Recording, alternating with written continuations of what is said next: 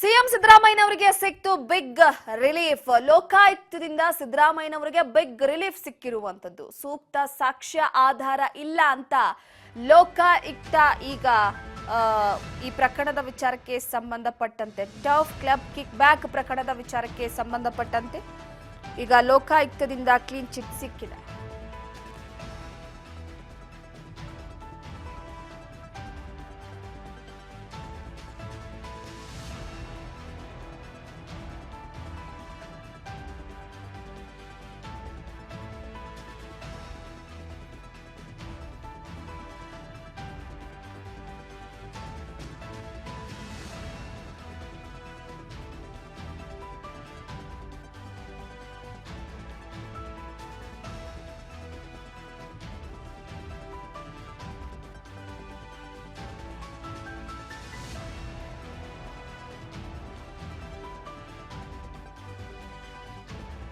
S, ಒಂದು ಕಡೆ ಸದ್ಯದ ಮಟ್ಟಿಗೆ ಈಗಾಗಲೇ ಸ್ಟೀವರ್ಡ್ ಹುದ್ದೆಗೆ ಆಪ್ತರೊಬ್ಬರು ನೇಮಕ ಮಾಡಿದ ವಿಚಾರವಾಗಿ 1.30 ಕೋಟಿ ರೂಪಾಯಿ ಕಿಕ್ ಬ್ಯಾಕ್ ಪಡೆದಂತ ಆರೋಪದ ವಿಚಾರವಾಗಿ ಸಿಎಂ ವಿರುದ್ಧ ಪ್ರಕರಣದ ತನಿಖೆ ಪೂರ್ಣಗೊಂಡಿದೆ. ಜನಪ್ರತಿನಿಧಿಗಳ ನ್ಯಾಯಾಲಯಕ್ಕೆ ಬಿ ರಿಪೋರ್ಟ್ ಸಲ್ಲಿಕೆ ಮಾಡಿರುವಂತದ್ದು. ಲೋಕಾಯುಕ್ತ ಪೊಲೀಸರಿಂದ ಬಿ ರಿಪೋರ್ಟ್ ಸಲ್ಲಿಕೆ ಮಾಡಲಾಗಿದೆ. ಬೆಂಗಳೂರು ಟರ್ಫ್ ಕ್ಲಬ್ ವ್ಯವಸ್ಥಾಪಕ ಸಮಿತಿಯ ಸ್ಟೀವರ್ಡ್ ಹುದ್ದೆಗೆ ಆಪ್ತೊಬ್ಬರನ್ನ ನಾಮನಿರ್ದೇಶನ ಮಾಡುವುದಕ್ಕೆ 1.30 ಕೋಟಿ ಕಿಕ್ ಬ್ಯಾಕ್ ಪಡೆದಂತಹ ಆರೋಪದ ಪ್ರಕರಣದಲ್ಲಿ ಲೋಕಾಯುಕ್ತ ಪೊಲೀಸರು ಸಿದ್ದರಾಮಯ್ಯನವರಿಗೆ ಕ್ಲೀನ್ ಚಿಟ್ ಅನ್ನು ನೀಡಿದ್ದಾರೆ.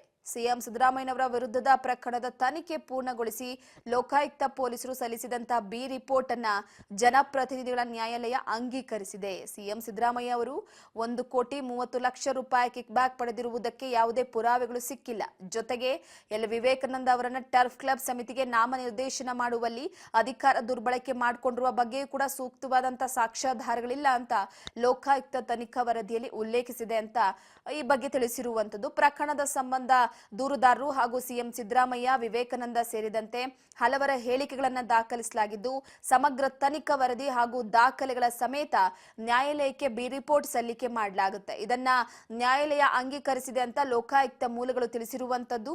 ಸೊ ಪ್ರಕರಣದ ವಿಚಾರವಾಗಿ ಏನಿದು ಪ್ರಕರಣ, ಯಾವ ಪ್ರಕರಣ ಅನ್ನುವಂತಹ ವಿಚಾರವನ್ನ ನಾವು ನೋಡ್ತಾ ಹೋಗೋದಾದ್ರೆ 2013 ಹಾಗೂ 18 ಮೇ 17 ಅವಧಿಯಲ್ಲಿ ಮುಖ್ಯಮಂತ್ರಿಯಾಗಿದ್ದಂತ ಸಿದ್ದರಾಮಯ್ಯ ಅವರು ಅಧಿಕಾರವನ್ನ ದುರ್ಬಳಕೆ ಮಾಡಿಕೊಂಡು 1.30 ಕೋಟಿ ಕಿಕ್ ಬ್ಯಾಕ್ ಪಡೆದು ಎಲ್ ವಿವೇಕಾನಂದ ಅವರನ್ನ ಟರ್ಫ್ ಕ್ಲಬ್ನ ವ್ಯವಸ್ಥಾಪನಾ ಸಮಿತಿಗೆ ನಾಮನಿರ್ದೇಶನ ಮಾಡಿದ್ರು. ಈ ಸಂಬಂಧ ಭ್ರಷ್ಟಾಚಾರ ನಿಯಂತ್ರಣ ಕಾಯ್ದೆಯ ಅನ್ವಯ ಪ್ರಕರಣ ದಾಖಲಿಸಿ ತನಿಖೆ ನಡೆಸಬೇಕು ಅಂತ ಬಿಜೆಪಿ ಮುಖಂಡ NR ರಮೇಶ್ ನ್ಯಾಯಾಲಯದಲ್ಲಿ ಖಾಸಗಿ ದೂರನ್ನ ಸಲ್ಲಿಸಿದ್ರು. ನ್ಯಾಯಾಲಯದ ಸೂಚನೆ ಮೇರೆಗೆ ಪ್ರಕರಣದ ತನಿಖೆಯನ್ನ ಲೋಕಾಯುಕ್ತ ಪೊಲೀಸರು ನಡೆಸಿದ್ರು.